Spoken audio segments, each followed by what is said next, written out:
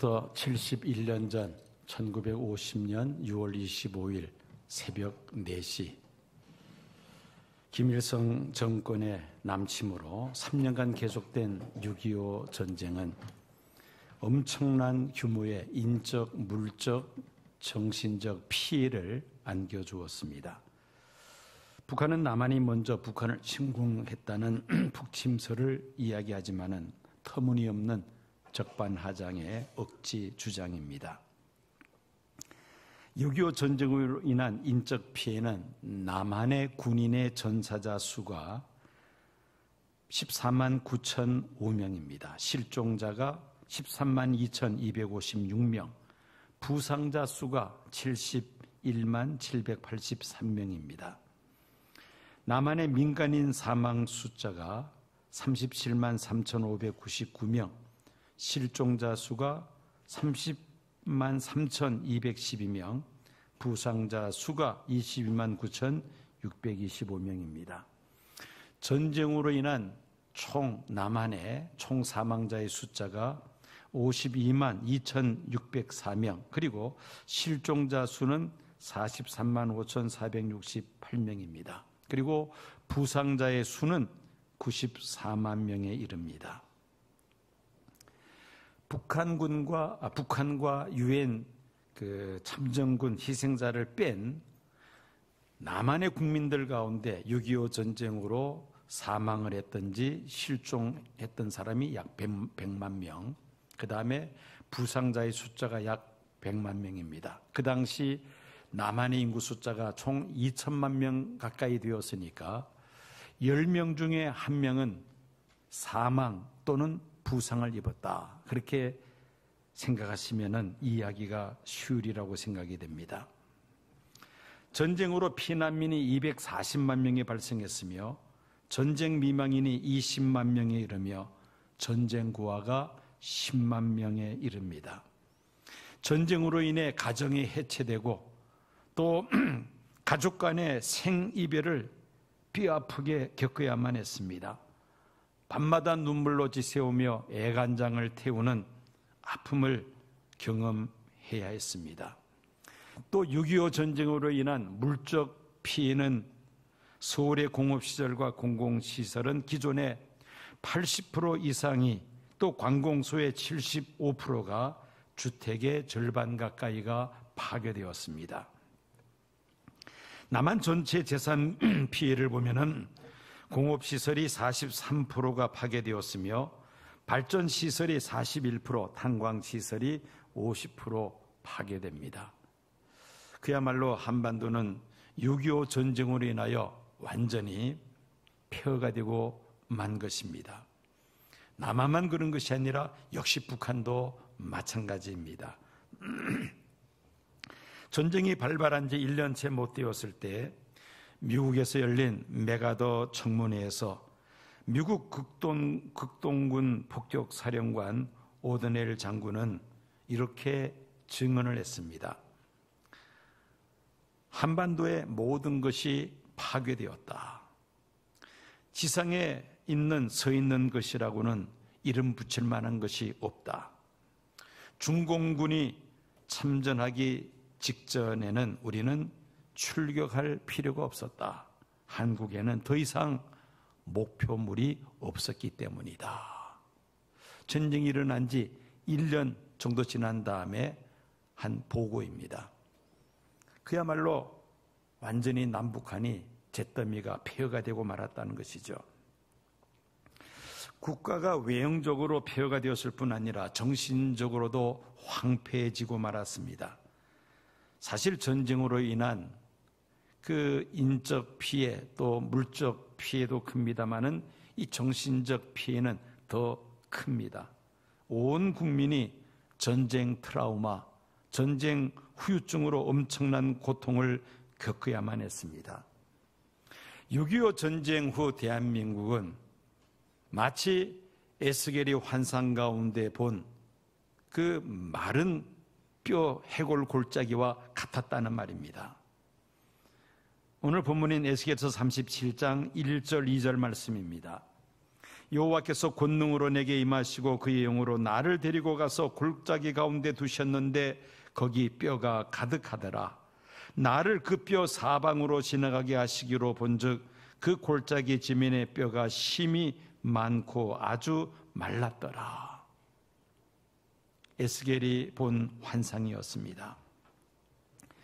이 마른 뼈 환상은 당시 이스라엘의 그 모습을 상징하는 환상이었습니다.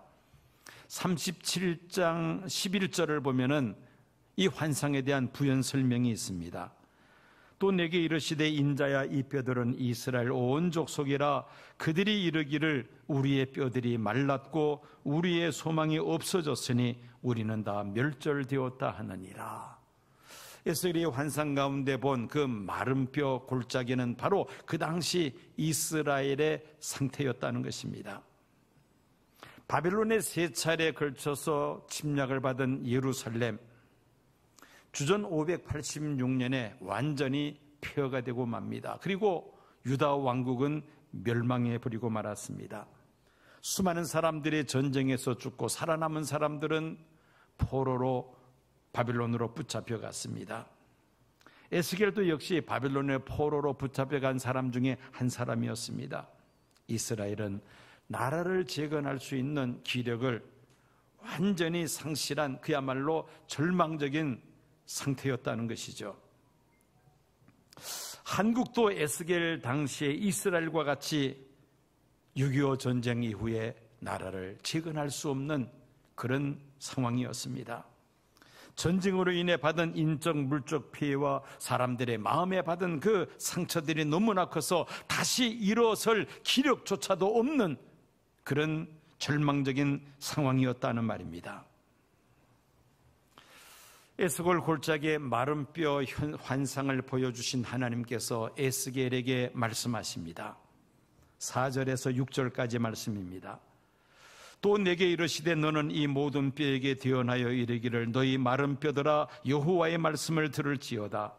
주 여호와께서 이 뼈들에게 이같이 말씀하시기를 내가 생기를 너희에게 들어가게 하리니 너희가 살아나리라. 너희 위에 힘줄을 두고 살을 입히고 가죽으로 덮고 너희 속에 생기를 넣으리니 너희가 살아나리라. 또 내가 여호와인 줄 너희가 알리라 하셨다 하라. 마른 뼈와 같이 전혀 희망이 없는 이스라엘이었지만은 그들에게 희망의 불씨가 남아있다면 선지자를 통한 하나님의 말씀이었습니다. 하나님께서 에스겔 선지자에게 말씀하시기를 그 마른 뼈들을 향하여 하나님의 말씀을 대언하라는 것이었습니다. 에스겔이 대언해야 할 하나님의 말씀은 무엇이었습니까? 6절 5절 하반전에 있는 말씀입니다. 생기를 너희에게 들어가게 하리니 너희가 살아나리라. 한번 여러분들 따라해 보시기 바랍니다. 생기를 너희에게 들어가게 하리니 너희가 살아나리라. 너희가 살아나리라. 이것이 바로 하나님께서 에스겔을 통해서 절망적인 상황 속에 있는 이스라엘 백성들에게 주신 말씀이었던 것입니다. 생기는 히브리어로는 루아흐라고 하고 또 신약 성경이 기록된 헬라어로는 푸뉴마라고 합니다. 이 두 가지 단어 다 하나님의 영 또는 성령이라는 그런 뜻을 가지고 있습니다. 하나님께서 사람을 지으실 때 흙으로 사람을 빚으시고 생기를 불어넣음에 생명이 되었다, 사람이 되었다고 성경은 말씀하고 있는데 여기에서 생기는 하나님의 영 또는 성령으로 우리가 해석할 수가 있습니다. 6.25 전쟁 이후에 하나님께서 마른 뼈와 같은 이 대한민국을 향하여 수많은 목회자들과 전도자들과 교회 지도자들이 생기를 향하여 대언케 하십니다. 전국 방방곳곳에 산재해 있는 산상 기도원들은 기도하는 사람들로 가득 찼습니다. 밤마다 하나님을 향하여 부르짖는 그 기도 소리가 하늘 보좌를 움직였던 것입니다. 1970년, 80년대에 강력한 성령의 역사로 한국 교회의 부흥의 불길이 활활 타올랐던 것입니다. 2000년 기독교 역사상 유례없는 부흥의 역사를 우리 한국이 경험했던 것입니다. 은혜를 받고 수많은 사람들이 전도자로 헌신하였으며 그들을 통하여 수많은 교회들이 세워졌습니다. 마른 뼈들에게 생기가 들어가는 이런 놀라운 기적이 우리 한국의 과거에 있었다는 말씀입니다. 한국 기독교의 영적 부흥은 민족 복음화로 그친 것이 아니었습니다. 해외로 눈을 돌려 수많은 선교사들을 한국 교회가 파송을 했습니다. 한국선교연구원에서 금년 초에 발표한 통계를 보면은 해외 파송 한국 선교사가 168개국에 총 22,259명에 이르는 것으로 집계가 되었습니다. 전 세계에서 해외 선교사들의 파송 숫자가 점점 줄어들고 있습니다. 우리나라는 현재로서는 두 번째로 많은 해외 선교사를 파송하는 그러한 나라입니다. 불과 복음이 들어온 지 136년밖에 되지 않았습니다마는 하나님께서 한국에 생기를 불어넣어 주심으로 영적으로 크게 복을 베풀어 주심으로 국내적으로 많은 교회들이 세워지는 부흥의 역사를 경험할 뿐만 아니라 해외에 많은 선교사들을 파송하는 이런 놀라운 기적이 우리 대한민국에서 일어났던 것입니다. 에스겔 선지자가 생기를 향하여 대언할 때에 놀라운 역사가 일어납니다. 10절 말씀입니다.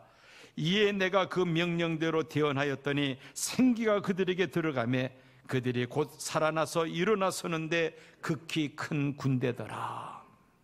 극히 큰 군대더라. 그 에스골 골짜기에 수많은 마른 뼈들이 에스겔 선지자가 생기를 명하여 대언하니 그 마른 뼈들에게 생기가 들어가서 큰 군대가 되었다는 것입니다.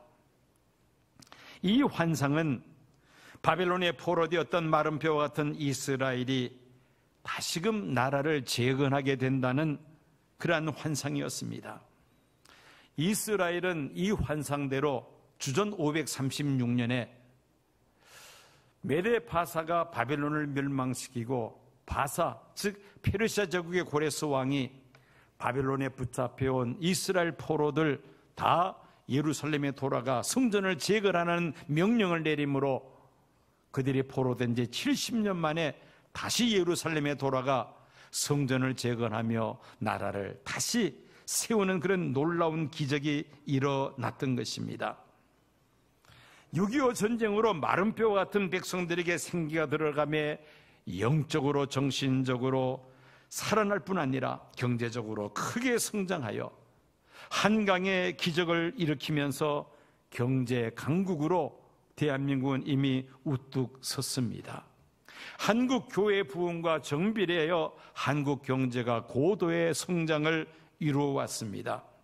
물론 이 고도 성장의 그 뒤에는 성장통이라 할 수 있는 빈부격차의 심화와 기타 사회적 문제들이 많이 뒤따랐습니다마는 그러나 물질적으로 크게 번성케 하시고 국력도 크게 신장시켜 주신 것입니다.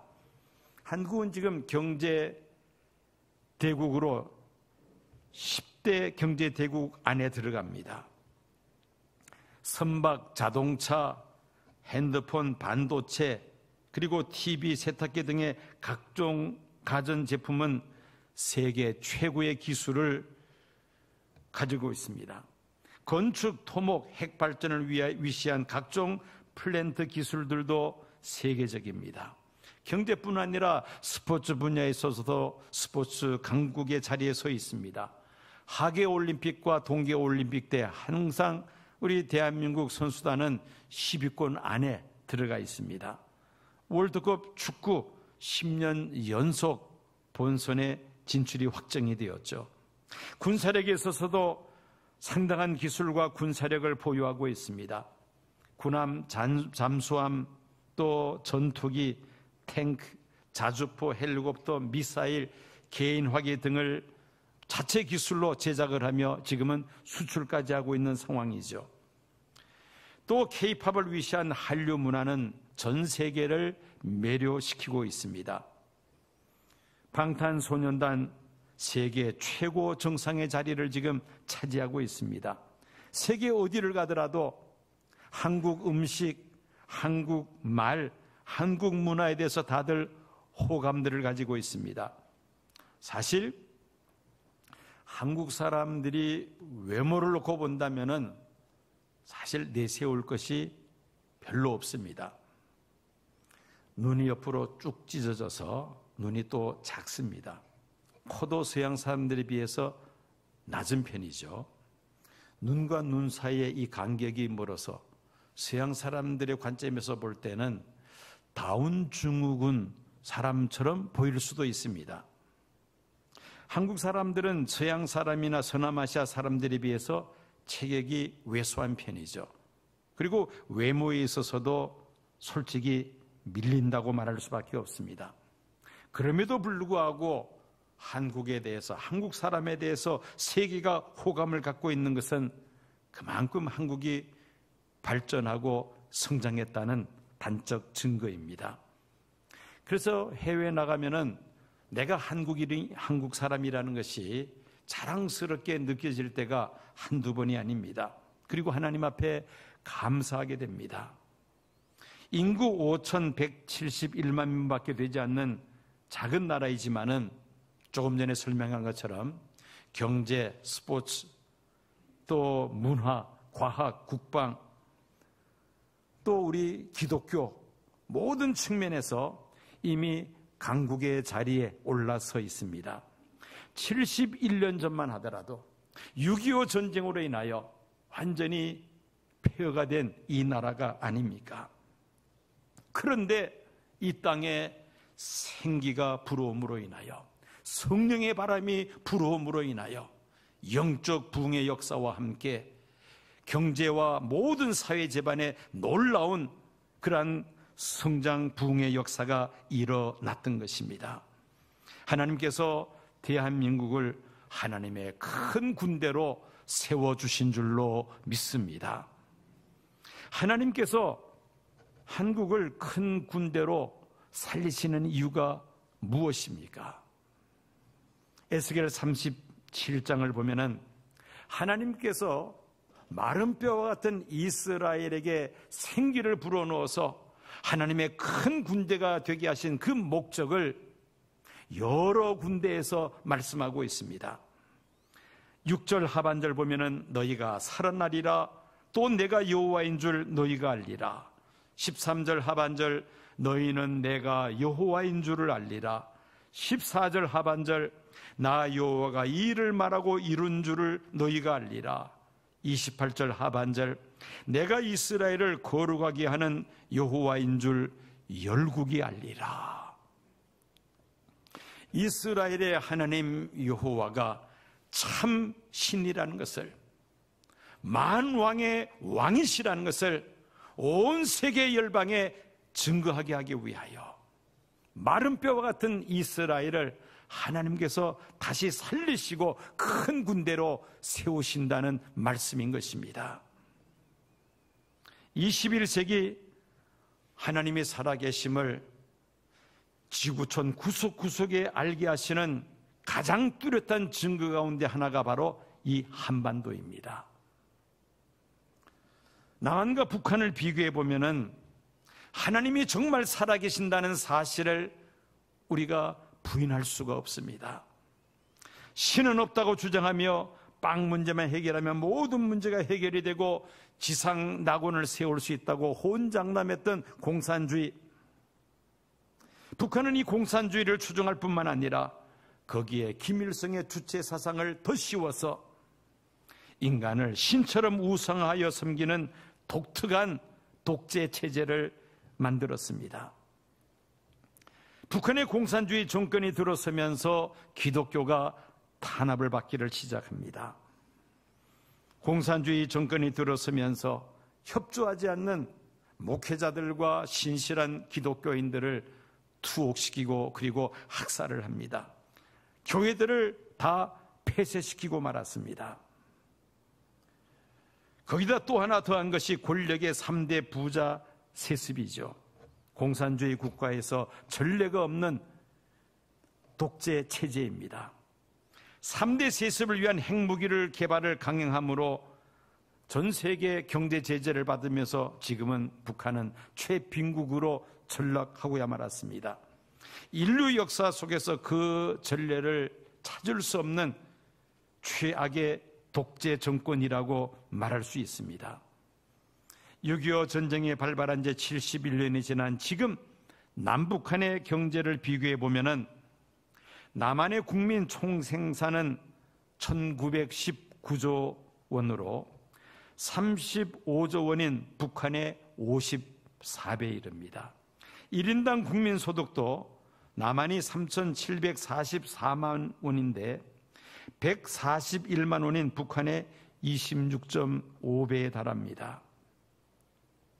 6.25 전쟁 발발한 지 71주년 맞이하여 신은 없다고 주장하며 인간 김일성, 김정일, 김정은을 3대를 이어나가며 신처럼 섬기면서 기독교를 박해하는 그런 나라로서 오픈도어즈 세계 선교의 보고에 의하면 20년 연속 세계에서 최악의 기독교 탄압국 제1위입니다. 20년 연속 북한입니다. 반면에 종교의 자유가 보장된 가운데 세계 기독교 선교 역사상 유례가 없을 정도로 급성장한 남한을 비교해 보면은 정말 하나님은 살아계시는구나 깨닫게 됩니다. 남북한이 6.25 전쟁으로 완전히 잿더미가 된 상태에서 출발을 하였습니다. 국민의 숫자도 그때는 비슷했고 영토도 서로 붙어있는 상황에서 71년 이후에 지금의 서로를 비교해 보면 너무나도 대조적입니다. 남한은 매년 풍작을 이루어 창고에 양식을 쌓아둘 공간이 부족할 정도이지만 북한은 계속해서 흉년이 지속되면서 국민들은 굶주려 가고 있습니다. 남한은 세계 경제 10위권의 경제 대국이 되었으나 북한은 세계 최빈국으로서 기아와 질병으로 신음하고 있습니다. 남한은 종교의 자유가 보장된 가운데 세계에서 해외 선교사를 두 번째로 많이 파송하는 그런 나라입니다마는 북한은 세계에서 기독교를 가장 탄압하는 악명이 높은 독재 국가입니다. 남한은 세계인의 부러움의 대상이 된 반면에 북한은 인권 탄압과 핵무기 개발로 세계의 문제아로 왕따된 그런 상황입니다. 다시 말씀드리면 6.25 전쟁에 발발한 지 71주년을 맞이해서 북한과 남한을 비교해 보면은 정말 하나님은 살아계시는구나. 누구도 부인할 수 없는 사실인 것이죠. 하나님께서 이 대한민국을 큰 군대로 세우신 이유가 무엇입니까? 무엇을 위해서 하나님은 이 대한민국에 성령의 바람이 불게 하시고 영적으로 살아나게 하시고 모든 분야에 있어서 기적을 일으켜 세운 그 이유가 어디에 있느냐는 것입니다. 그저 우리가 잘 먹고 잘 살고 그저 즐기기 위해서 하나님께서 큰 군대가 되게 하셨다. 그렇게 우리가 착각해서는 안 될 것입니다. 예수 그리스도의 복음을 전 세계로 전파라는 하나님의 뜻이 있는 줄로 믿습니다. 여호와 하나님이 참신이심을 땅끝까지 증거하기 위하여 하나님은 이 대한민국에 놀라운 기적을 일으켜 주신 줄로 믿습니다. 6.25 전쟁 71주년을 맞이하면서 우리는 하나님의 은혜에 감사해야만 합니다. 물론 여러 가지 어려운 문제가 왜 없겠습니까마는 우리가 큰 시야를 가지고 71년의 역사를 되돌아볼 때에 우리는 많이 비서도 하나님을 다 찬양할 수 없는 그런 하나님의 은혜와 사랑을 우리가 받은 줄로 믿습니다. 인간으로 태어나 받는 사랑 중에 가장 큰 사랑은 4살까지 받는 사랑이 가장 큰 사랑이라고 말들을 합니다. 갓 태어난 핏덩이를 진자리 마른 자리 갈아 누이고 그 많은 고생을 하면서 애지중지 아이들을 키우지 않습니까? 그런데 이상하게도 사람들은 그 태어나서부터 시작해서 4살까지의 일들은 기억을 하지 못한다고 합니다. 이것이야말로 믿음으로만 우리가 알 수가 있는 것입니다. 어머니가 나를 낳으시고 양육하셨다는 것은 믿음으로 알게 되는 것이지 우리가 기억을 통해서 아는 것은 결코 아닙니다. 내가 기억하지 못한다 해서 나는 부모의 사랑을 받지 못하고 살았다 이렇게 말한다면 그보다 더 어리석은 사람이 어디에 있겠습니까? 나는 기억 못하지만은 그러나 어머님이 나를 지극한 사랑과 정성으로 나를 키우셨다. 이걸 우리가 믿음으로 우리가 받아들이는 겁니다. 마찬가지로 하나님의 은혜와 사랑도 그렇습니다. 내가 하나님을 만나지 못했다, 내가 예수님의 십자가를 직접 경험하지 못했다 해서 하나님은 나를 사랑하지 않는다 말한다면 참으로 어리석은 사람이죠. 내가 기억하지도 못한 상황에서 이미 하나님은 예수 그리스도를 통하여 우리를 사랑하셨습니다. 우리를 죄 가운데서 건져내어 주셨다는 말씀입니다. 이 사랑은 우리가 믿을 때에 그 사랑을 느끼게 되고 그 사랑을 경험하게 됩니다. 한 노예 상인이 있었습니다. 그는 비싼 값에 노예를 팔아 돈을 버는 것이 그의 삶의 목표였습니다. 동정이나 사랑이라는 단어는 아예 사치스러운 감정에 그에게 불과했습니다. 주위에서는 그를 냉혈 인간으로 불렀습니다. 그런데 어느 날 그의 마음속에 복음이 들어옵니다. 죄인된 삶을 철저하게 회개하고 그리고 신학을 공부해서 나중에 목사가 됩니다. 그는 평생 권위의 상징인 목사 예복을 입지 않고 노예들이 입는 그 노예 옷을 입으며 예배를 인도했다고 합니다. 죄인의 노예였던 나를 구원해 주신 하나님의 은혜가 너무나도 고맙기 때문에 그 은혜를 잊지 않기 위해서 예배를 인도하면서 그는 노예복을 입고 늘 예배를 인도하곤 했다는 것입니다. 그 사람의 이름이 바로 존 뉴턴입니다. 전 세계 기독교인들이 가장 많이 애창하는 찬송가가 있다면 Amazing Grace, 나 같은 죄인 살리신 이라는 찬송가입니다. 바로 이 찬송을 만든 사람이 존 뉴턴입니다. 그의 찬송은 불신자들의 영혼까지 감동시키는 강력한 힘이 있습니다.